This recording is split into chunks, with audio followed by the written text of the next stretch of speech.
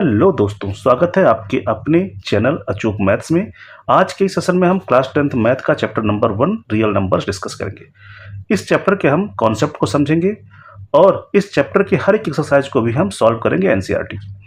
तो आज ये लेक्चर नंबर 1 है। आज हम इस चैप्टर के कॉन्सेप्ट को डिस्कस करेंगे। आइए शुरुआत करते हैं। सबसे पहले हम समझते हैं रियल नंबर्स होते क्या हैं। आपने क्लास 9th में पढ़ रखा होगा रियल नंबर्स के बारे में, लेकिन एक बार हम उसको रिवाइज कर लेते हैं। रियल नंबर्स की अगर हम बात करें, रियल नंबर्स क्या होते हैं, तो बेसिकली रियल नंबर्स क्या हैं? ये रियल नंबर्स कलेक्शन है किसका? रैशनल नंबर और इरेशनल नंबर का। रियल नंबर्स दोनों हो सकते हैं हमारे, रैशनल नंबर भी हो सकते हैं और इरेशनल नंबर भी हो सकते हैं। रैशनल नंबर भी हो सकते हैं और ये इरेशनल नंबर्स भी हो सकते हैं।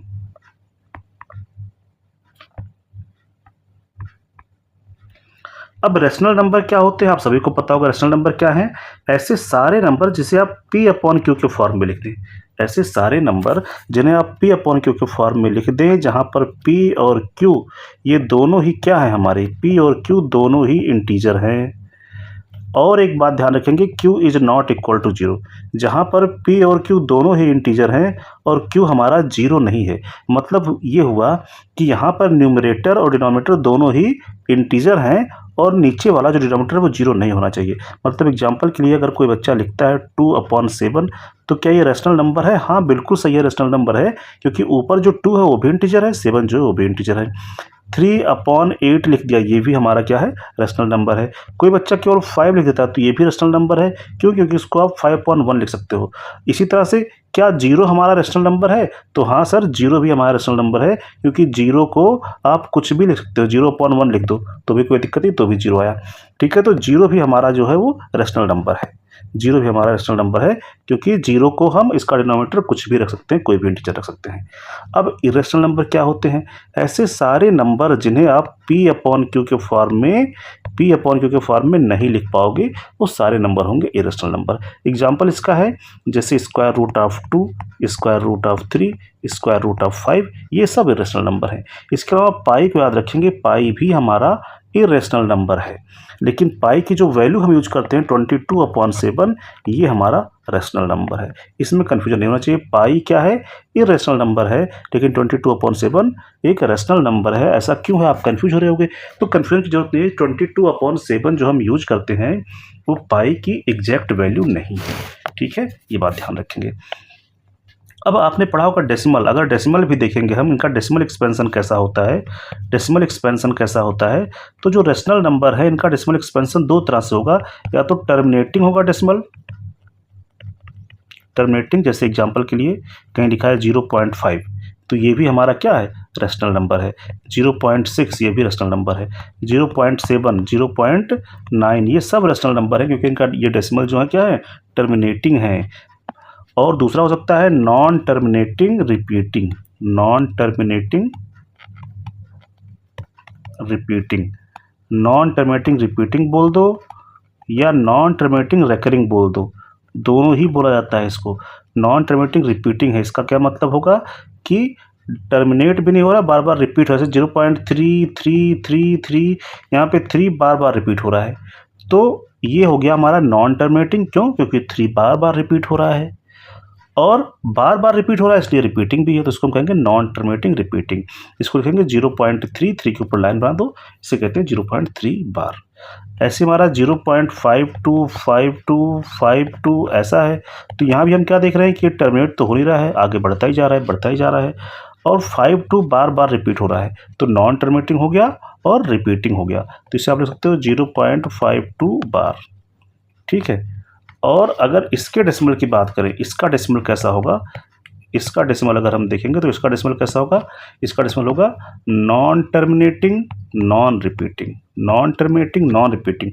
टर्मिनेट भी नहीं होगा और रिपीट भी नहीं होगा। जैसे 0.3 0.461345825 कुछ भी आ जा रहा है, ना तो कोई डिजिट, ना तो नंबर्स रिपीट हो रहे हैं और ना ही टर्मिनेट हो रहे हैं, तो नॉन टर्मिनेटिंग नॉन रिपीटिंग होगा। कौन सा डेसिमल? किसका? इरेशनल नंबर का। ये आपने क्लास 9th में पढ़ रखा होगा। अब रियल नंबर्स, रैशनल नंबर जो हैं, रेशनल नंबर कैसे हो सकते हैं? रेशनल नंबर को फिर हम क्लासिफाई करें तो रेशनल नंबर्स भी जो होते हैं हमारे, ये हो सकते हैं, एक तो फ्रैक्शन हो सकता है कोई रेशनल नंबर, या तो फ्रैक्शन हो सकते हैं। फ्रैक्शन कैसे? वही वाले फ्रैक्शन जैसे 2/3 है, जैसे 4/5 है, जहाँ दोनों ही इंटीजर हैं और नीचे वाला जो हमारा है वो जीरो नहीं है। और इसके अलावा ये इंटीजर भी हो सकते हैं, इंटीजर भी हो सकते हैं। अब इंटीजर में क्या हो सकता है? निगेटिव इंटीजर हो सकता है। निगेटिव इंटीजर, इंटीजर क्या हो सकते हैं? निगेटिव इंटीजर हो सकते हैं, जीरो हो सकता है, और पॉजिटिव इंटीजर, पॉजिटिव इंटीजर। और यही पॉजिटिव इंटीजर ही हमारे क्या हैं? नेचुरल नंबर भी हैं। नेचुरल नंबर क्या होते हैं बताने की ज़रूरत नहीं है, वो नंबर जिन्हें हम काउंटिंग के लिए इस्तेमाल करते हैं वो कहलाते हैं नेचुरल नंबर। 1 2 3 4 5 6 और एंड सो ऑन, इसी तरह चलते जाएंगे, नेचुरल नंबर हो गए। और स्मॉलेस्ट नेचुरल नंबर यहाँ पे 1 है, लेकिन कहा जाए सबसे बड़ा नेचुरल नंबर कौन सा है तो आप नहीं बता सकते हो, ठीक है। निगेटिव इंटीजर क्या होते हैं? निगेटिव ऑफ नेचुरल नंबर, जैसे -1 -2 -3 -4, ये सब हमारे हो गए निगेटिव ऑफ नेचुरल नंबर जो है, ये निगेटिव इंटीजर हो गए। और जीरो तो हमारा है तो ना तो पॉजिटिव है ना तो निगेटिव इंटीजर है, ठीक है। तो हमारा जो रेशनल नंबर है वो फ्रैक्शन में भी हो सकता है, इंटीजर भी हो सकता है। इंटीजर में निगेटिव इंटीजर जीरो हो सकता है या पॉजिटिव इंटीजर हो सकता है। अब ये जीरो और ये नेचुरल नंबर, जीरो और इनके साथ नेचुरल नंबर, ये दोनों कहलाते हैं होल नंबर। होल नंबर, ये बात ध्यान रखेंगे। Natural number along with zero, इसे कहेंगे होल नंबर। होल नंबर को लिखेंगे कैपिटल W से, ठीक है। नेचुरल नंबर को लिखेंगे कैपिटल N से। इंटीजर को लिखेंगे Z से, इंटीजर को लिखेंगे Z से, इंटीजर को लिखेंगे हम Z से, ठीक है। तो निगेटिव इंटीजर Z और ये पॉजिटिव इंटीजर। तो इतनी बात समझ में आई जो आप क्लास 9th में पढ़ चुके होंगे। इसमें कोई नई बात नहीं थी, वही बातें थी जो आप क्लास 9th में पढ़ चुके हैं। फिर से एक बार रिवाइज कर लेते हैं। नेचुरल नंबर को कैपिटल N से लिखेंगे। कौन से नंबर होंगे? काउंटिंग वाले नंबर्स, जिन्हें हम काउंटिंग के लिए इस्तेमाल करते हैं, वो होंगे natural number. Whole number W क्या होंगे? जीरो के साथ नेचुरल नंबर मिला दो, ठीक है। और इंटीजर क्या होंगे? इंटीजर क्या होंगे? Whole number plus negative of natural number, whole number plus negative of natural number जो हैं ये मिलके कहलाएंगे इंटीजर। अगर हम नंबर लाइन की बात करें तो नंबर लाइन में यहाँ जीरो होता है, इधर 1 2 3 4 5, इसी तरह से इधर -1 -2 -3 -4, और इस तरह से बन जाएगा नेचुरल नंबर, मतलब ये नंबर लाइन, ठीक है।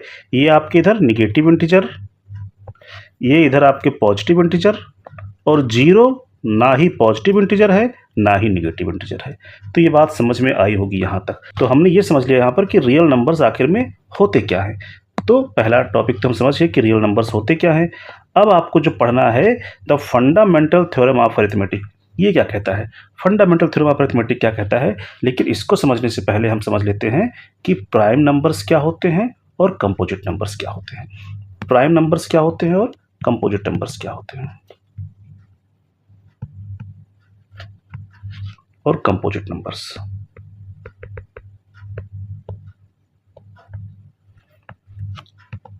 प्राइम नंबर क्या होता है? ऐसे सभी नंबर जो हैं जो केवल किससे डिवाइड होते हैं? खुद से डिवाइड होते हैं या 1 से डिवाइड होते हैं, ठीक है। यानी ये क्या होंगे? डिविजिबल होते हैं किससे? बाई 1 एंड नंबर इटसेल्फ, ठीक है। ये केवल या तो एक से डिवाइड होंगे या खुद से डिवाइड होंगे। और कंपोजिट नंबर क्या होंगे? ये एक और खुद के अलावा दूसरे नंबर से भी डिवाइड होगा, यानी डिविजिबल बाय अदर नंबर्स, दूसरे नंबर से भी डिवाइड होगा, दूसरे नंबर से भी ये डिवाइड होगा। अब एग्जांपल के लिए 2, एग्जांपल के लिए 3, एग्जांपल के लिए 5, एग्जांपल के लिए 7। आप ध्यान से देखो, जो हमारा 2 है ये केवल 2 से डिवाइड होगा और 1 से डिवाइड होगा। 3 जो है केवल 3 से डिवाइड होगा और 1 से डिवाइड होगा। 5 जो है केवल 5 से डिवाइड होगा, 1 से डिवाइड होगा। 7 केवल 7 से डिवाइड होगा, 1 से डिवाइड होगा। और कंपोजिट नंबर क्या होते हैं? दूसरे नंबर से भी डिविजिबल होते हैं, सिर्फ 4 आ गया। जैसे हमारा 6 आ गया, जैसे हमारा 8 आ गया, जैसे हमारा 9 आ गया, जैसे हमारा 10 आ गया। 4 को देखो भाई, ये 4 से डिविजिबल तो है ही, 1 से तो है ही, और इसके अलावा ये 2 से भी डिवाइड होगा। 6 को देखोगे 2 से भी डिवाइड होगा, 3 से भी डिवाइड होगा। 8 को देखोगे 2 से डिवाइड होगा, 4 से डिवाइड होगा, 8 से तो डिवाइड होगा ही, 1 से भी डिवाइड होगा। 9 3 से डिवाइड होगा, 9 और 1 से तो डिवाइड होगा ही। ऐसे 10 हमारा 2 से भी डिवाइड होगा, 5 से भी डिवाइड होगा। तो इस तरह से ये कंपोजिट नंबर होते हैं जो खुद के अलावा और एक के अलावा दूसरे नंबर से भी डिवाइड होते हैं। प्राइम नंबर्स क्या होते हैं? जो केवल खुद से और एक से डिवाइड होते हैं। अब यहाँ पर देखा जाए अगर स्मॉलेस्ट प्राइम नंबर, तो 2 जो है हमारा स्मॉलेस्ट प्राइम नंबर है, ये बात ध्यान रखेंगे। 2 हमारा जो है वो स्मॉलेस्ट प्राइम नंबर है। और 4 क्या है? स्मॉलेस्ट कंपोजिट नंबर है, स्मॉलेस्ट कंपोजिट नंबर। ठीक है। और यहाँ पे 1 क्या है? 1 पे ध्यान देंगे। 1 क्या है? ये ना तो प्राइम नंबर है और ना ही कंपोजिट नंबर है। इस बात को ध्यान देंगे, नाइदर प्राइम नार कंपोजिट। ना तो प्राइम नंबर है और ना ही कंपोजिट नंबर है, इसमें कोई डाउट नहीं होना चाहिए। ये बात समझ में आ गई। 1 जो है ना तो प्राइम नंबर है ना ही कंपोजिट नंबर है। अच्छा, प्राइम और कंपोजिट नंबर क्या होते हैं? केवल पॉजिटिव इंटीजर्स होते हैं। ऐसे पॉजिटिव इंटीजर्स जो केवल खुद से और 1 से डिवाइड होगा, प्राइम नंबर होगा। और ऐसा पॉजिटिव इंटीजर जो खुद और 1 के अलावा दूसरे नंबर से भी डिवाइड होगा, वो हमारा कहलाएगा क्या? Composite number. क्या ये बात समझ में आई? चलो, अब क्या है? Fundamental theorem of arithmetic. अब इस बात को समझते हैं, फंडामेंटल थ्योरम ऑफ अरिथमेटिक। अब यहीं से आपका जो बोर्ड का सिलेबस है उसकी शुरुआत होती है। इसको समझेंगे, फंडामेंटल थ्योरम ऑफ अरिथमेटिक क्या कहता है। ये थ्योरम ये कहता है सर, कोई भी कंपोजिट नंबर ले लो आप, कोई भी कंपोजिट नंबर। एक एग्जांपल बताओ कंपोजिट नंबर का, हमने ले लिया 50।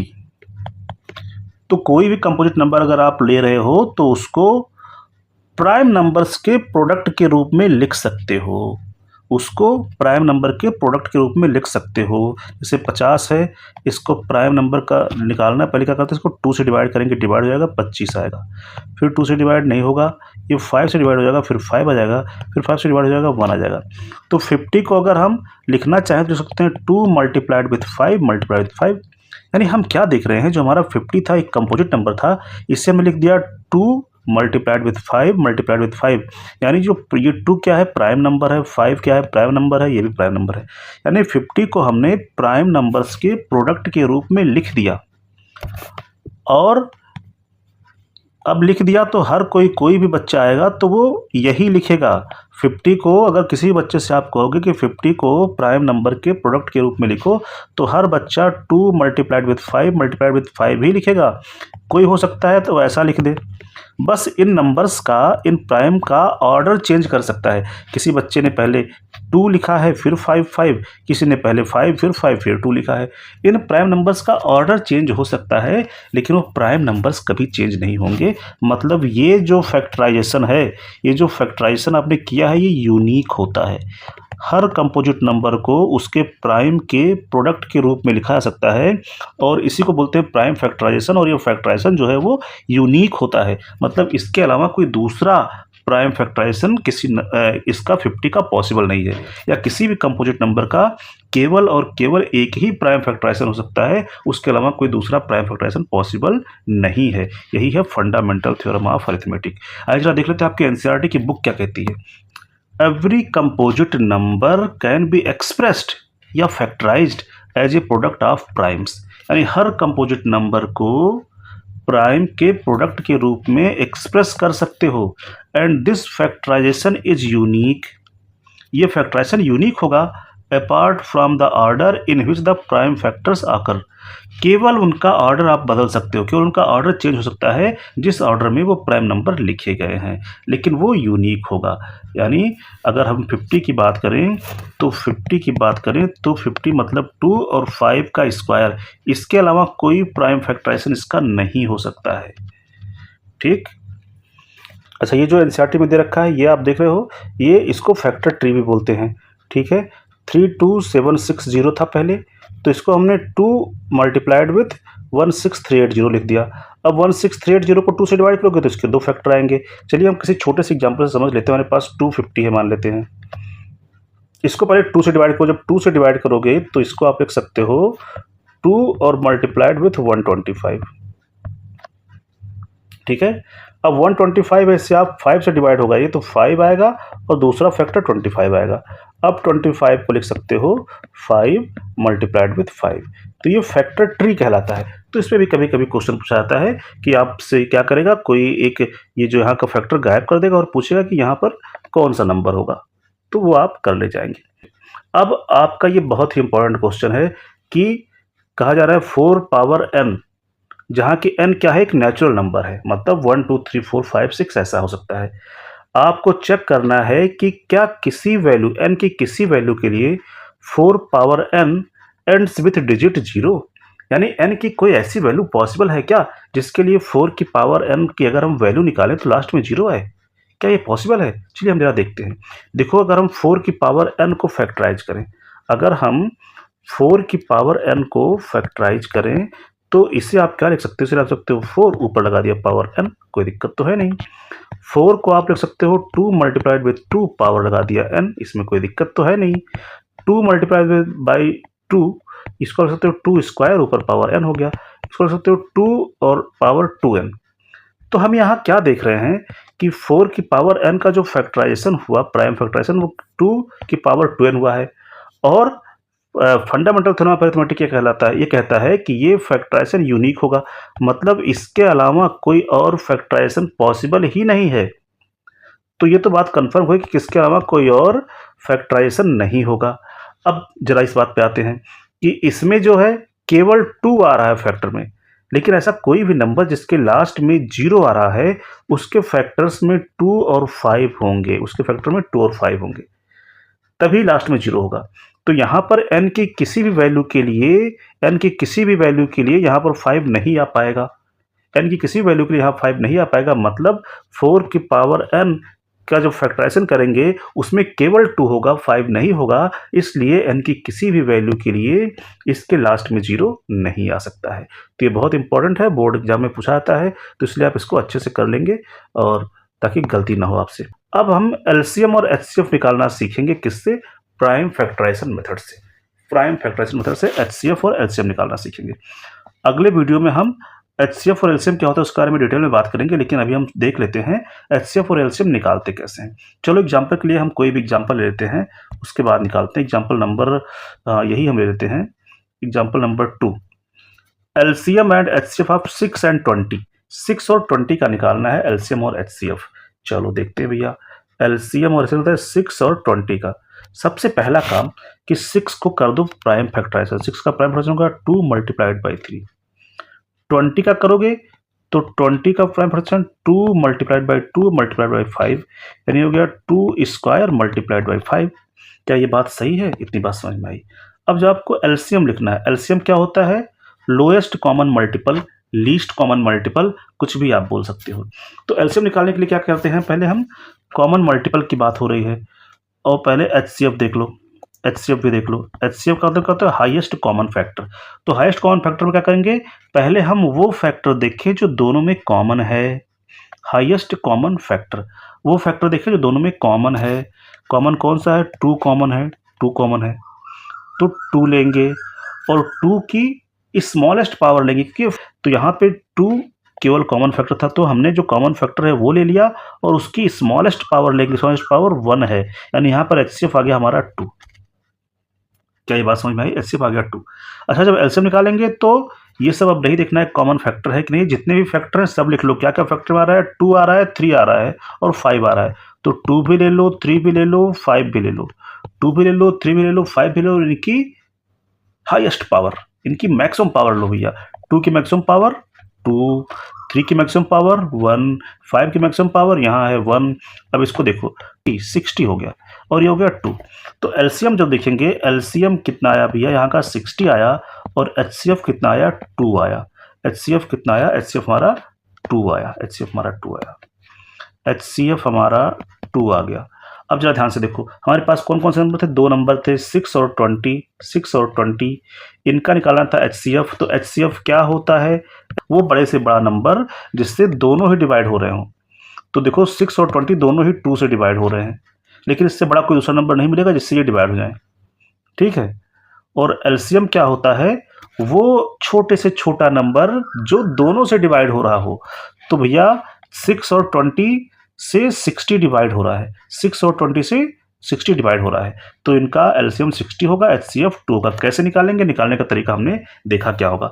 एनसीईआरटी क्या कहता है, बिल्कुल सही हमने आंसर निकाला। एलसीएम हमारा 60 आया था और HCF निकाला था हमने 2 आया था। तो कैसे निकालेंगे, product of smallest power of each common prime factor in the number. Each common prime factor ले लो, उनकी स्मॉलेस्ट पावर से मल्टीप्लाई कर दो। एलसीएम कैसे निकालेंगे, greatest power of each prime factor, जितने प्राइम फैक्टर हैं सबकी ग्रेटेस्ट पावर को मल्टीप्लाई कर दो, तो हमारा क्या निकल जाएगा, एलसीएम निकल जाएगा। तो एग्जाम्पल 1 किया, एग्जाम्पल 2 किया, एग्जाम्पल नंबर 3 यहाँ भी HCF निकालना है 96 का और 404 का बाई प्राइम फैक्टराइजेशन मेथड।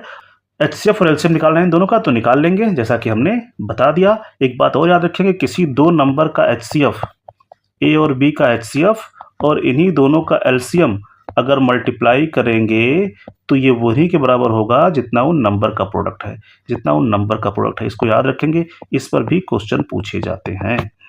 तो आज हमने कॉन्सेप्ट को समझा। ये 2 एग्जाम्पल नंबर 3, एग्जाम्पल नंबर 4 आपके लिए होमवर्क है। एग्जाम्पल नंबर 3, एग्जाम्पल नंबर 4 आप कर लेंगे। अगले वीडियो में, अगले सेशन में हम एक्सरसाइज नंबर 1.1 करेंगे। तो आज के सेशन में इतना ही, मिलते हैं अगले सेशन में। तब तक के लिए गुड लक, बाय बाय, बने रहें अचूक मैथ्स के साथ।